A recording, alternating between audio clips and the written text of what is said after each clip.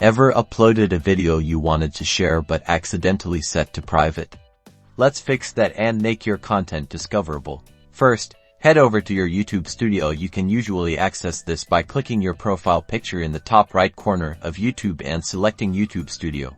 Once you're in your YouTube studio, navigate to the Content section. On the left-hand menu, this is where you'll find a list of all your uploaded videos. Here, you'll see all your videos and their current visibility status. Locate the video you want to make public, and look at the visibility column. It should be showing private. Now, simply click directly on the word private for that specific video. A drop-down menu will appear with different visibility options. From this drop-down, select public. This means your video will be visible to anyone on YouTube and can be found through searches. After selecting public, you'll see a notification at the top right of your screen, usually saying changes saved or similar. Sometimes, you might need to click a save button to confirm the change. And just like that, your video is now public.